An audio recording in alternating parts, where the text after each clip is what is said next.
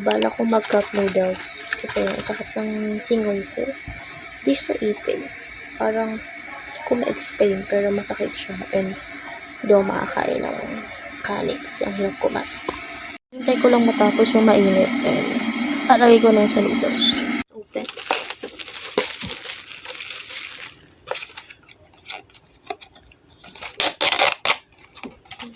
Seafood pala yan. Seafood.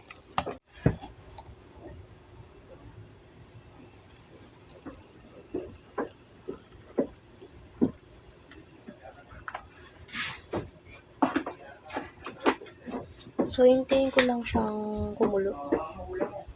Okay na siya. Ayun, pwede tayo kumain. Yan, mas nakita nyo.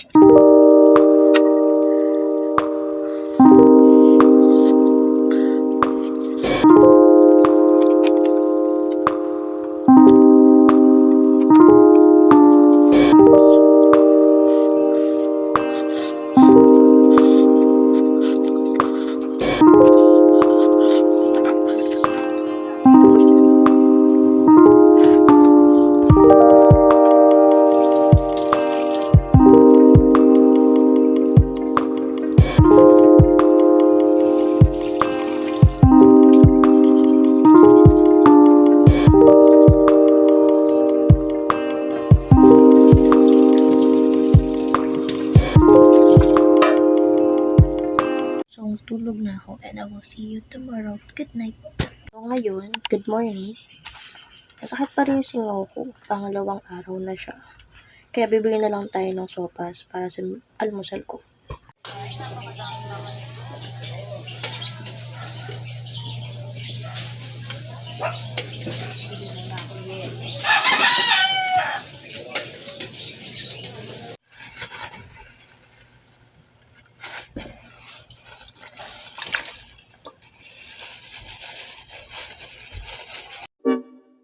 You know then it's about you, baby. Only you. Magagandang banyo. Grooming. Sa yung proper attire, ha? Ibahin nyo yung attire nyo na pambahay sa attire nyo na pang-klase. Klaro na ba sa bawat isa ito? Para hindi rin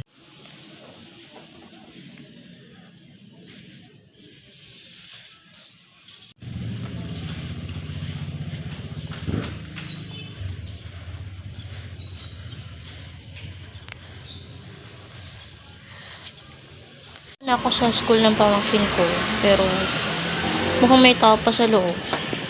Wala pa rin ibang nanay na hinihintay ko. Actually, 11:30 talaga yung meeting nila, pero napaaga ako. Wala lang, trip ko lang pumunta ng maaga.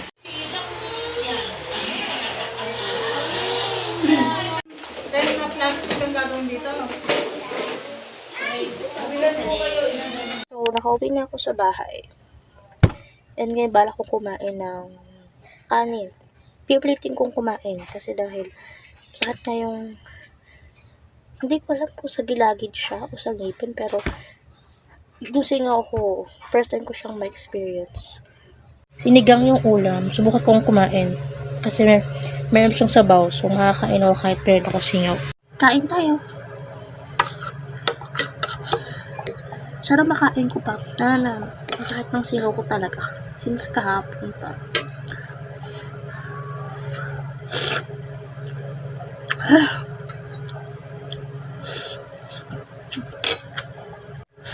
Ang hirap kumain.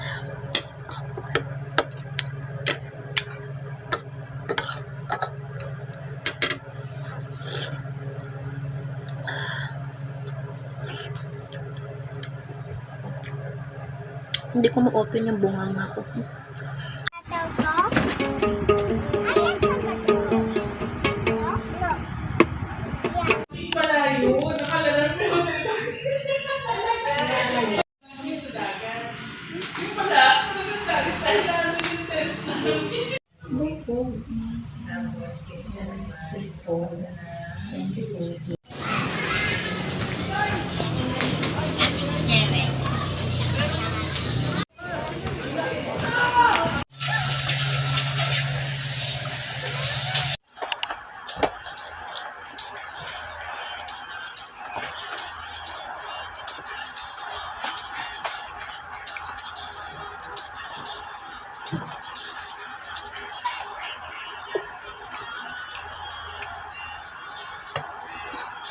ilang araw na lang, uuwi na ako ng Manila.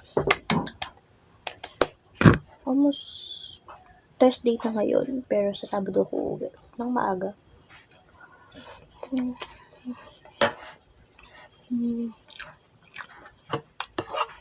I'm sorry kung pangit yung lighting. Kasi, sira yung ilaw namin na isa. Ayun yung ilaw. Sira. Kaya medyo pangit yung light.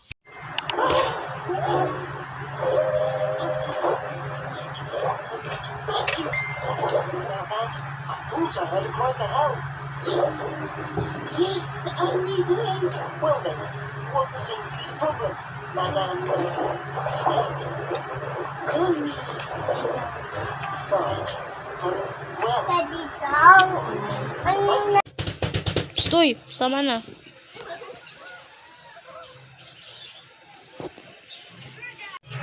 it's the work of a duck-faced river monster. That set to love in Australian rivers, just like this one. It's made of parts from different creatures. I feel like a duck, fur like a bear, paws like an otter. As a promise to myself, gusto ko ng palabo. Gutom ko eh. So, kung kumain ng palabo. I'm having shake and cheese stick. So, tomorrow, babalik na ako ng Bulacan. Finally, kasi feeling ko ang tagal ko na sa Manila.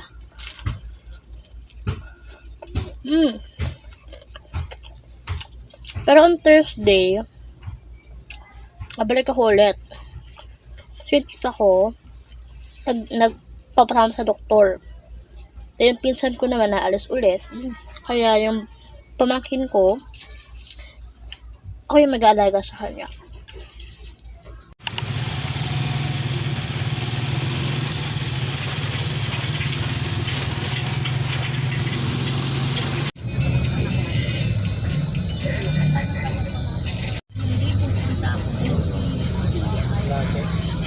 Finally, asa Bulacan na ako.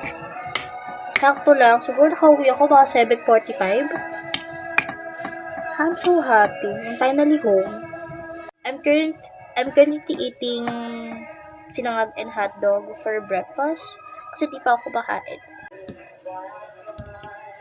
May maliit na hotdog. May malaking hotdog. This is the small one.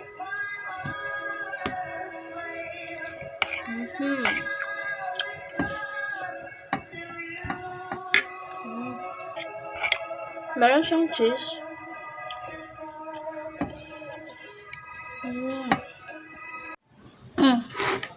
Spaghetti.